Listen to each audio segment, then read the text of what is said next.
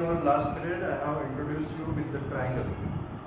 What is meant by similarity of triangle and what is meant by congruency of triangle we already seen. So today we will see the first theorem from the lesson triangle. तो आप लोगों को पता होगा कि इस साल में सीबीएसई ने कुछ सिलेबस आपका रिड्यूस किया है और उसके अंदर आपके जो थ्योरम्स हैं वो ट्रायंगल लेसन में से काफ़ी सारे थ्योरम है ट्रायंगल में, तो उसमें से आपको सिर्फ 2 ही थ्योरम हैं जो आपको सिलेबस में दिए हैं, जिसके ऊपर बेस्ड आपको क्वेश्चन आ सकते हैं। और बाकी जो सभी थ्योरम्स हैं उसके ऊपर आपको न्यूमेरिकल्स आ सकते हैं, बट वो थ्योरम का कोई ग्रुप वगैरह एग्जाम में नहीं पूछा जाएगा या उसके रिलेटेड कुछ क्वेश्चन नहीं है। तो जो 2 थ्योरम आपके बुक में दिए हुए हैं उसमें से एक है बेसिक प्रोपोर्शनैलिटी थ्योरम, जिसको हम यहाँ पे उसका प्रूफ के साथ उसको एक्सप्लेन करेंगे। और उसके अलावा जो सेकंड हमारा थ्योरम है वो है पाइथागोरस थ्योरम। ठीक है, तो ये 2 थ्योरम है जो आपके सिलेबस में है, तो उनका प्रूफ भी देखेंगे हम लोग और बाकी सारी चीज़ें भी देखेंगे। और बाकी बचे हुए जो थ्योरम है उसके ऊपर आपके जो न्यूमेरिकल्स वगैरह एक्सरसाइज में दिए हैं उनको भी हम समझेंगे। उनका प्रूफ देखने की जरूरत नहीं है क्योंकि प्रूफ के रिलेटेड कुछ क्वेश्चन एग्जाम में आपको नहीं पूछा जाएगा। तो एक्सरसाइज 6.1 सभी ने सॉल्व कर ली है? Yes sir. कोई भी दिक्कत नहीं है उसमें, काफी सिंपल सी एक्सरसाइज होंगी। अभी हम लोग समझेंगे थ्योरम 6.1। यस, अभी हम लोग जो समझने वाले हैं वो है थ्योरम 6.1। आपके एनसीईआरटी बुक में पेज नंबर 124 पे दिया हुआ है, तो उसको मैं यहाँ पे भी आपके लिए एक्सप्लेन कर रहा हूँ। तो आपको ये चीज़ मालूम है कि जो थ्योरम होता है, आप 9 से मैं आपको ये चीज़ समझा रहा हूँ कि जो थ्योरम होता है उसका आपको सिर्फ एक स्टेटमेंट दिया होता है, एक स्टेटमेंट वहाँ पे लिखा होता है और उस स्टेटमेंट को देख के हमें उसका गिवन लिखना है, उसका टू ट्रू लिखना है और उसका प्रूफ भी खुद ही लिखना है, डायग्राम भी खुद ही निकालना है। और इसीलिए काफ़ी बच्चों को थ्योरम थोड़ा सा डिफिकल्ट भी लगता है, बट थोड़ा ध्यान दो तो आपके लिए काफ़ी इजी हो जाएगा थ्योरम। थ्योरम में अभी मैं आपको स्टेटमेंट पढ़ के सुना रहा हूँ, उससे मैं कैसे डायग्राम ड्रॉ करता हूँ, उससे कैसे उसका गिवन लिखता हूँ, टू ट्रू लिखता हूँ, प्रूफ करके दिखाता हूँ, उसको थोड़ा सा आपको समझना है। If a line is drawn parallel to one side of triangle, देखो जो जैसे बताता है ना वैसे ही आपको ड्रॉ करना है इमेज। उसने बोला है if a line is drawn parallel to one side of triangle, तो मैं यहाँ पे एक ट्रायंगल ड्रॉ कर लेता हूँ और छोटा बनाता हूँ ट्रायंगल। तो इस तरह से मैंने यहाँ पे कोई ट्रायंगल ड्रॉ कर लिया, इसको मैं अपने मन से नाम यहाँ पर दे देता हूँ, जैसे इसमें दिया हुआ ABC, उसी तरह से मैंने भी नाम दे दिया उसको ABC। और उसने क्या बोला है, if a line is drawn parallel to one side of triangle, अगर ट्रायंगल के एक साइड के साथ अगर मैं एक पैरेलल लाइन बनाता हूँ, तो मैंने क्या किया, फॉर एग्जांपल BC के साथ एक पैरेलल लाइन बना दिया। तो जैसा वो बोल रहा है वैसा ही मैं कर रहा हूँ, कुछ भी मैंने अपने मन से यहाँ पे नहीं किया है। और ये जो मैंने लाइन ड्रॉ करी इसको मैं एक नाम दे देता हूँ, फॉर एग्जाम्पल इसको मैंने नाम दे दिया है DE, ABC के बाद DE। आगे भी क्वेश्चन को पढ़ता हूँ। To intersect the other two sides in distinct points, the other two sides are divided in the same ratio। तो ऐसी कंडीशन में जो बची हुई 2 साइड है, मतलब साइड AB और साइड AC सेम रेशियो में डिवाइड हो जाएंगे, मतलब AD by DB is equal to AE by EC। ये आपको प्रूफ करके दिखाने के लिए उसने बोला। समझा क्या सभी को स्टेटमेंट? Yes sir. तो इसी का स्टेटमेंट का यूज करके हमें गिवन लिखना है। तो गिवन में उसने क्या दिया था कि ABC एक ट्रायंगल है जिसके अंदर DE पैरेलल है BC के साथ, बराबर है ना? Yes sir. उसने बोला है if we draw a line parallel to one side, तो मतलब हमने एक लाइन ड्रॉ की है जो एक साइड के साथ पैरेलल है, उस लाइन को मैंने नाम दे दिया DE पैरेलल विद BC। और टू प्रूव में क्या प्रूव करने के लिए बोला उसने कि ऐसी कंडीशन में जो उसका करस्पॉन्डिंग साइड्स होंगी उनका रेशियो इक्वल होना चाहिए, मतलब AD अपॉन DB ये इक्वल होना चाहिए AE अपॉन EC के साथ। समझा क्या सभी को? Yes sir. Very good. इसका प्रूव करने के लिए मुझे यहाँ पे कंस्ट्रक्शन करना पड़ेगा। कंस्ट्रक्शन कैसे करता हूँ वो देखो, मैं क्या करूंगा ये आपको ध्यान में रखना है। कंस्ट्रक्शन अभी आपको प्रूफ में दिया नहीं रहेगा, कंस्ट्रक्शन आपको ध्यान में रखना है। अगर कंस्ट्रक्शन ध्यान में नहीं रहा तो आप प्रूफ को नहीं कर पाओगे। तो कंस्ट्रक्शन क्या है इसमें? कंस्ट्रक्शन ये है कि हम लोग E पॉइंट से अपोजिट साइड जो है AB इसके ऊपर एक परपेंडिकुलर बनाएंगे। परपेंडिकुलर मतलब 90 डिग्री वाला एंगल इसके ऊपर आपका बनना चाहिए। उसके बाद मैं उसी तरह से D से भी एक परपेंडिकुलर बनाऊंगा, बराबर परपेंडिकुलर बनाना उसको। आप इसके लिए आप जो हमारे पास में सेट स्क्वायर वगैरह होते हैं उसका भी यूज आप कर सकते हो। इसको मैं नाम दे देता हूँ, जैसे इसको दिया उसने m और इसको दे दिया है m, ठीक है। तो इस तरह से मैंने उसका नेमिंग कर दिया है। समझ में आया सभी को मैंने क्या किया कंस्ट्रक्शन? Yes, sir. चलो अभी जो कंस्ट्रक्शन किया है वो डायग्राम में मैंने शो कर दिया और उसके साथ साथ उसको लिखना भी है ना। काफी बार मैं जब एग्जाम पेपर वगैरह आपके चेक कर दो तो मुझे एक बात ध्यान में आती है कि कुछ बच्चे जो है प्रूफ में पूरा जैसे का तैसा प्रूफ लिख के रख देते हैं, कहाँ से लिखते मालूम नहीं, बट डायग्राम में कुछ भी नहीं लिखा होता। डायग्राम में वो जैसे यहाँ पे लिखा है कि angle 1 is equal to angle 2 और ऊपर एंगल 1 कहाँ पे है, एंगल 2 कहाँ पे, किसी को कुछ मालूम ही नहीं है। तो क्या वो प्रूफ सही है? No, sir. नो। अगर उस तरह का प्रूफ आप बोर्ड के एग्जाम में लिखोगे तो बोर्ड वाले आपको 0 मार्क देंगे, क्योंकि अगर आपने लिखा है 1 इज इक्वल टू 2 तो डायग्राम में 1 और 2 दिखाओ ना, एटलीस्ट 1 और 2 डायग्राम में दिखना तो चाहिए कम से कम। कौन सा एंगल को 1 बोल रहे हो, यहाँ पे बड़े रीजन भी लिख के रखते हैं, अल्टरनेट एंगल। अरे बट 1 कौन सा 2 कौन सा वो तो बताओ पहले। समझ में आ रहा है क्या? Yes, इस sir. तरह की गलती आपकी नहीं होनी चाहिए। जो भी आप यहाँ पे प्रूफ में लिखते हो सभी चीजें आपकी डायग्राम में दिखनी चाहिए, यहाँ पे सब कुछ लिखा होना चाहिए। जैसे मैंने यहाँ पे भी अपने मन से 2 लाइन बना दी तो आपको यहाँ पे लिखना है कि मैंने क्या बनाया होगा। कंस्ट्रक्शन में मैं लिखूंगा, क्या लिखना पड़ेगा बताओ? Draw DM perpendicular to AC yes, and draw DM perpendicular का साइन निकाल सकते हो आप। Draw DM perpendicular to AC and also EN perpendicular to yes AB. A. समझा क्या सभी को मैंने कैसे क्या लिखा हुआ है ये? Yes, sir. अभी हम लोग इसका प्रूफ देखेंगे। तो प्रूफ देखने के लिए मैं क्या क्या करने वाला हूँ वो मैं आपको शॉर्ट में पहले एक्सप्लेन कर देता हूँ। देखो मैं यहाँ पे क्या करूंगा, उसने बोला है AD बाय DB का रेशो AE बाय AC से बराबर होना चाहिए। तो इसके लिए मैं क्या करूंगा, यहाँ पे दो ट्राइंगल के एरिया का रेशो लूंगा। अभी एरिया का रेशो ही मैं क्यों ले रहा हूँ, क्योंकि एरिया ऑफ ट्राइंगल का आपको फॉर्मूला मालूम है। क्या मालूम है एरिया ऑफ ट्राइंगल का फॉर्मूला बताओ? Half into base into height. Half into base into height. Yes, half into base into height, ये हमारे पास फॉर्मूला है। उस फॉर्मूले के अंदर बेस भी आएगा और हाइट भी आएगा, और बेस जो है उसको मैं AD और DB के फॉर्म में लाने की कोशिश करूंगा और AE और EC के फॉर्म में लाने की कोशिश करूंगा। अभी कैसे करूंगा वो थोड़ा सा देख लो, आप समझ में आ जाएगा आपको। तो यहाँ पे भी मैं प्रूफ स्टार्ट कर रहा हूँ, थोड़ा अच्छे से ध्यान देना। मैं क्या करता हूँ, सबसे पहले एरिया निकालता हूँ ADE का, ठीक है। तो यहाँ पे लिख रहा हूँ मैं एरिया ऑफ ट्राइंगल ADE। क्या बनेगा फॉर्मूला बताओ? Half into base. Half into height. Yes, half into base into height, ये हमारा फॉर्मूला है। तो मैंने यहाँ पे लिख दिया हाफ इंटू बेस। बेस कौन सा है, चलो मैं यहाँ पे लिख ही देता हूँ, half into base into height. Half into base, base कौन सा है? AD को बेस बोल सकता हूँ मैं। Yes, sir. AD को ही मैंने बेस क्यों बोला, क्योंकि AD को अगर मैं लूंगा तो ये मेरे पास एक हाइट भी है ना। जो भी आप बेस लेते हो उसके ऊपर परपेंडिकुलर हाइट होनी चाहिए, और इसीलिए मैंने यहाँ पे AD को बेस दे दिया है और उसके ऊपर परपेंडिकुलर हाइट मेरी है EN। समझा क्या सभी को? Yes, sir. यहाँ पे मैंने सिर्फ लिखा है एरिया ऑफ ट्राइंगल ADE का फॉर्मूला, और फॉर्मूले में उसकी जो वैल्यू है वो लिख दी। B जो है वो AD है बेस, और हाइट जो है वो EN है, तो वो मैंने यहाँ पे लिख दिया है।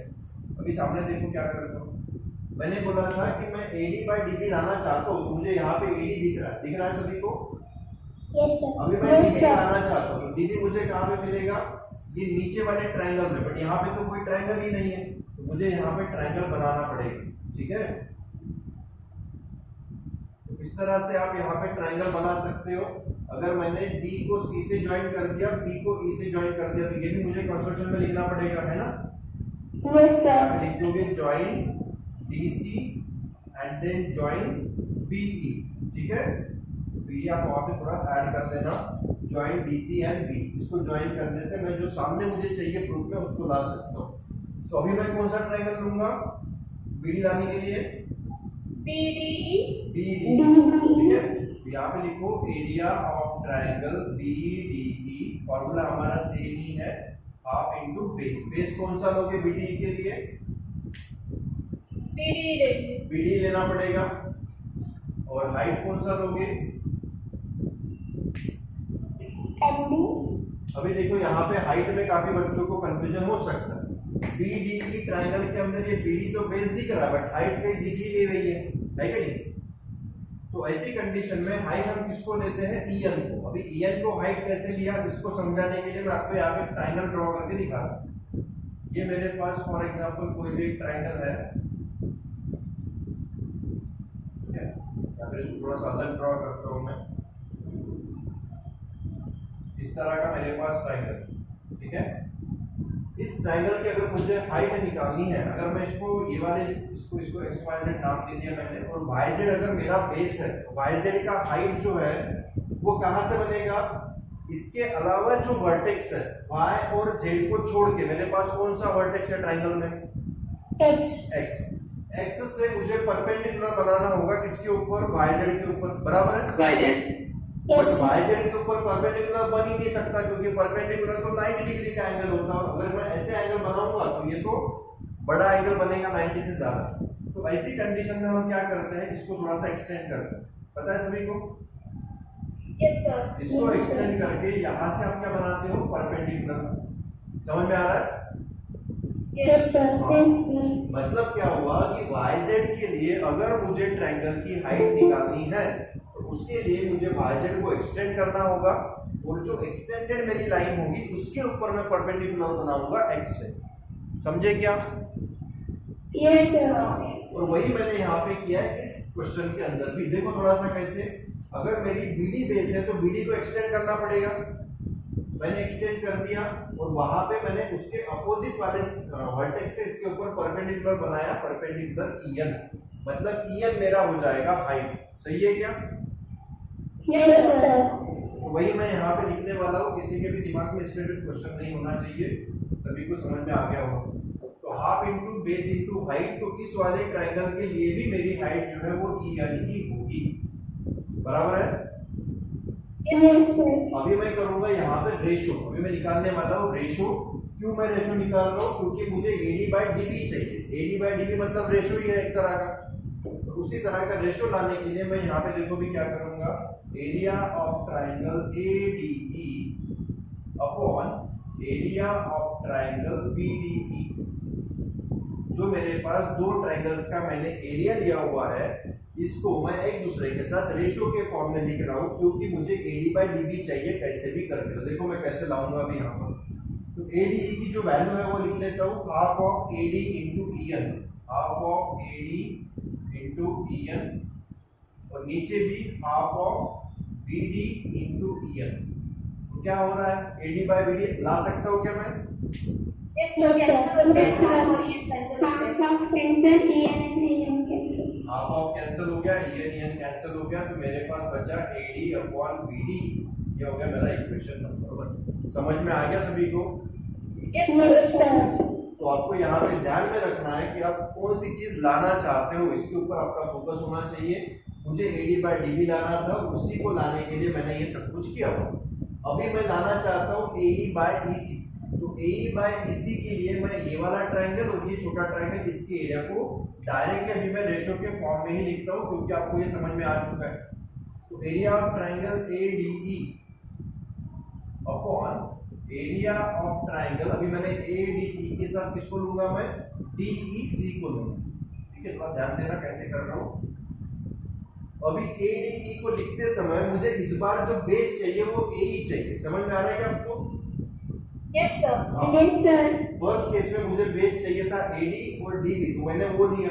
अभी मुझे बेस चाहिए AE और EC। तो थोड़ा ध्यान देना, ADE ट्रायंगल के लिए मैं AE को बेस ले सकता हूँ क्या? Yes sir. अगर मैं AE को बेस लूंगा तो उसकी हाइट क्या बनेगी? DM।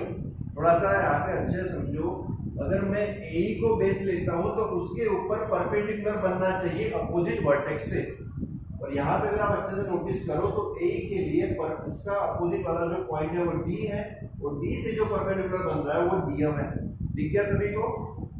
Yes sir. मतलब मैं यहाँ पे लिख सकता हूँ हाफ इंटू बेस। तो बेस मेरा हो गया AE, और जो मेरी हाइट है वो हो जाएगी DM, है ना? ये मैंने लिख दिया ऊपर half into base into height.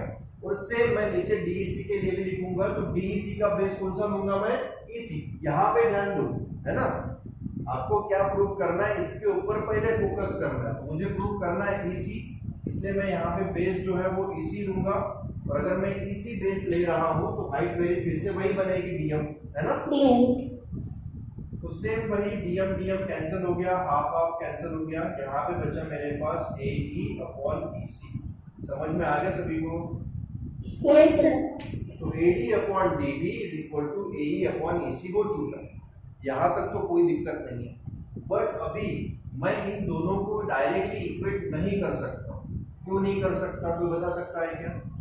Sir हमें BD को DEC के साथ इक्वल दिखाना पड़ेगा। हाँ, थोड़ा ध्यान दो। अगर आप यहाँ पे ध्यान दोगे तो आपको दिख रहा है कि राइट हैंड साइड में तो इक्वल नहीं है, तो राइट हैंड साइड को इक्वल दिखाने के लिए उसकी लेफ्ट हैंड साइड इक्वल होनी चाहिए, बराबर है।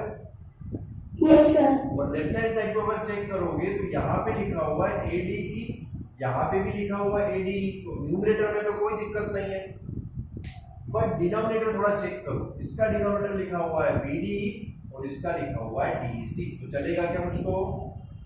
No sir. नहीं चलेगा। अभी मतलब मुझे क्या करना पड़ेगा, BDE के एरिया को DEC के एरिया के साथ इक्वल दिखाना पड़ेगा, और इसको इक्वल दिखाने के लिए आपको 9th स्टैंडर्ड में पढ़ा हुआ एक थ्योरम याद होना चाहिए।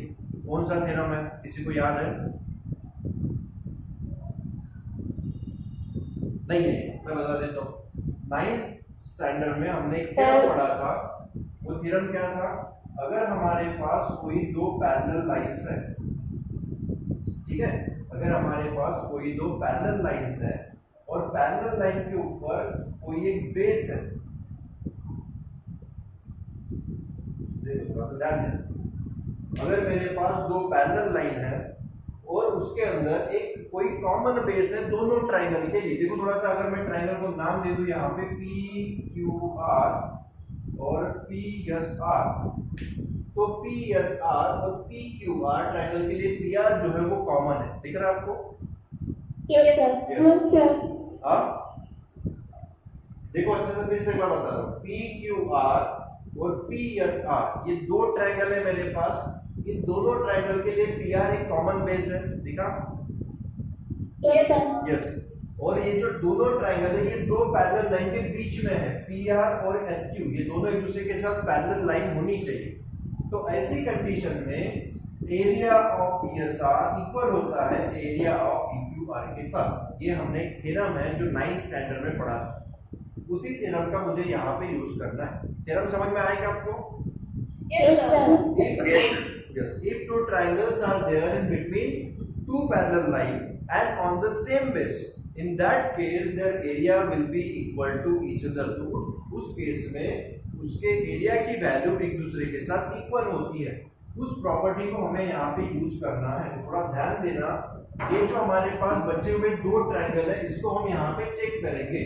तो BDE और DEC देखो थोड़ा सा, BDE एंड DEC ये दोनों इन दोनों पैरेलल लाइन के बीच में है, ठीक है आपको?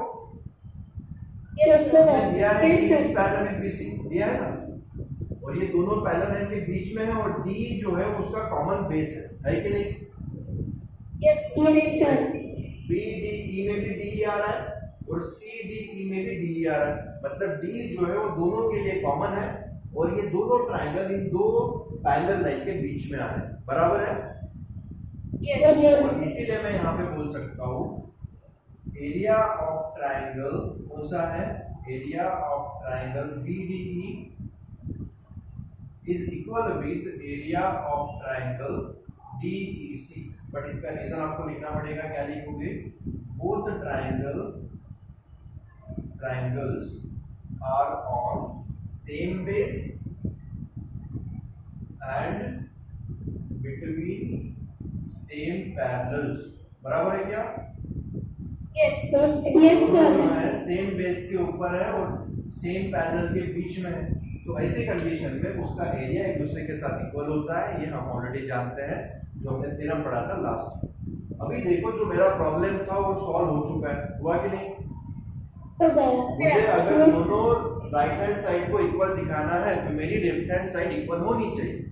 न्यूमरेटर ऑलरेडी इक्वल था और अभी डिनोमिनेटर भी इक्वल हो चुका है, तो मैं यहाँ पे क्या बोल सकता हूँ? इसको बोल देना इक्वेशन नंबर 3, यहाँ पे लिख देना फ्रॉम 1 एंड 3 फ्रॉम 1 to 3 हम लोग क्या बोल सकते हैं AD by BD is equal with AE by EC। समझ में आ गया सभी को? तो इस तरह से आप कोई भी ट्रायंगल ड्रॉ करके बेसिक प्रोपोर्शनलिटी थ्योरम को प्रूव कर सकते हो। तो यहाँ पे कभी कभी जब भी आपको एग्जाम में कभी क्वेश्चन पूछा जाता है तो कभी कभी ऐसा भी बोलते हो लोग कि प्रूव बेसिक प्रोपोर्शनलिटी थ्योरम, मतलब उस कंडीशन में उसने स्टेटमेंट भी नहीं दिया है तो बिना स्टेटमेंट दिए भी आपको कभी कभी प्रूव करने की जरूरत पड़ सकती है। तो ये आपको थोड़ा ध्यान में रखना पड़ेगा। बेसिक प्रोपोर्शनलिटी थ्योरम मतलब यही थ्योरम है जो हमने यहाँ पे एक्सप्लेन किया, और इस थ्योरम का जो स्टेटमेंट था वो आपको ध्यान में रखना पड़ेगा, ठीक है? क्योंकि इस बार आपकी एमसीक्यू बेस्ड एग्जाम होने वाली है तो मे भी उसमें कुछ स्टेटमेंट रिलेटेड भी क्वेश्चन पूछा जा सकता है, ठीक है? ये आपको थोड़ा सा ध्यान में रखना पड़ेगा। समझ में आएगा सभी को? तो इस तरह से हम लोग थ्योरम जो फर्स्ट आपके ट्रायंगल लेसन में दिया हुआ है उसको हम लोग प्रूव कर सकते हैं। अभी इसी थ्योरम के ऊपर बेस्ड आपको एक्सरसाइज सॉल्व करनी है, और उसके बाद आपको एक थ्योरम नंबर 6.2 भी दिया है, उसका प्रूफ आपको देखने की जरूरत नहीं है, बट उसका स्टेटमेंट मैं आपको थोड़ा सा एक्सप्लेन कर देता हूँ क्योंकि उसका भी यूज आपको एक्सरसाइज सॉल्व करने में होगा। तो थोड़ा सा स्टेटमेंट पढ़ रहा हूँ आपके लिए और आपको समझा रहा हूँ, थोड़ा ध्यान देना। If a line divides any two sides of a triangle in the same ratio, then the line is parallel to the third side। तो ये आपको थोड़ा सा इसके वाइस वर्सा जैसा नहीं लग रहा है क्या? है ना? अगर आप थोड़ा सा स्टेटमेंट को अच्छे से पढ़ोगे तो बिल्कुल इसका उल्टा है। मतलब क्या? इसमें दिया था कि DE पैरेलल है BC के साथ, और आपको प्रूव करने के लिए बोला था AD by DB equal to AE by EC। इस वाले थ्योरम में उसने बोला है कि अगर मैं कोई एक लाइन ड्रॉ करूं जो दो साइड को कट करते हुए जाए तो उस कंडीशन में अगर AD by DB का रेशियो AE by AC से इक्वल है तो वो लाइन तीसरी साइड के साथ पैरेलल होती है। ऐसा आपको प्रूव करके दिखाने के लिए उसने बोला। मतलब ये इसका बिल्कुल उल्टा है। तो यहाँ पे गिवन में दिया है AD by DB equal to AE by AC, और प्रूव करने के लिए बोला है कि DE is parallel with BC। Proof देखने की जरूरत नहीं है, बट आपको ध्यान में रखना है कि अगर कभी भी किसी ट्रायंगल में AD by DB इक्वल है AE by AC के साथ तो DE जो होता है वो पैरेलल हो जाता है BC के साथ में। समझ में आया क्या? Yes sir. यस, मतलब अगर उसके साइड का रेशियो इक्वल है तो उसकी जो साइड हम लाइन जो बना रहे हैं उसको डिवाइड करने वाली वो पैरेलल हो जाती है हमारी थर्ड वाली साइड के साथ ट्रायंगल, ठीक है? तो इसका यूज करके आपको एक्सरसाइज सॉल्व करनी है 6.2, ठीक है? तो उसमें से कुछ एक दो क्वेश्चन मैं आपको सिंपल यहाँ पे एक्सप्लेन कर देता हूँ, जिनका यूज करके फिर आप बाकी क्वेश्चन। अभी बेसिक प्रोपोर्शनलिटी थ्योरम पढ़ा जिसमें मैंने आपको समझाया है कि अगर DE पैरेलल है BC के साथ तो ऐसी कंडीशन में AD अपॉन DB इक्वल होता है AE अपॉन EC के साथ, है ना? तो उसी प्रॉपर्टी का हम यहाँ पे यूज करने वाले हैं सॉल्यूशन निकालने के लिए। यहाँ पे लिख लो बाय बेसिक प्रोपोर्शनलिटी थ्योरम। जो आप थ्योरम वहां पे यूज कर रहे हो उसको वहां पे लिख लेना। By using basic proportionality theorem हम लिख सकते हैं AD upon DB equal to AE upon EC, ठीक है? अभी जो वैल्यूज हमें गिवन है उसको लिख लो, जो वैल्यू अननोन होगी वो निकल जाएगी। तो AD की वैल्यू गिवन नहीं है, उसको एज इट इज लिख रहा हूँ, अपॉन DB वो हमें पता है 7.2, एंड देन हमें मालूम है AE 1.8, and then EC it is also given 5.4। So इसको रीअरेंज करो। AD is equal to 7.2 denominator में है, उस टाइम में जाएगा तो मल्टीप्लाई में हो जाएगा, and then 5.4 is already there in the denominator. So you know that 18 के टेबल में 54 आता है क्या? 18 3 जा 54, and then 3 से आप इसको डिवाइड कर सकते हो। अभी काफी बच्चे यहाँ पे पॉइंट के कारण कंफ्यूज भी हो सकते हैं, है ना? तो मैं थोड़ा सा इसको सिंपल कर देता हूँ। 1.8 और इधर लिखा हुआ है 5.4। पॉइंट को मैं गायब भी कर देता हूँ। ऊपर मुझे पॉइंट गायब करना है तो कौन से नंबर से मल्टीप्लाई करना पड़ेगा बताओ? यस, 1.8 का यहाँ पर देखो पॉइंट के बाद एक डिजिट है, इधर भी पॉइंट के बाद एक डिजिट है, तो अगर मैंने यहाँ पे 100 से मल्टीप्लाई कर दिया तो दोनों का पॉइंट गायब हो जाएगा, बराबर है क्या? Yes Yes, sir. तो देखो मैं वैसा ही करने वाला हूँ। ऊपर मैंने 100 Sir, 5 का बोल 5. अगर मैं ऊपर 100 से मल्टीप्लाई करूँ तो नीचे भी हमें 100 से ही मल्टीप्लाई करना पड़ेगा, सही है? Yes, sir. No. दिख नहीं रहा है आपको? दिख रहा है? Sir, right side में. सर ऊपर तो 10 से करना होगा ना। हाँ, तो Sir, नीचे 10 से करना होगा.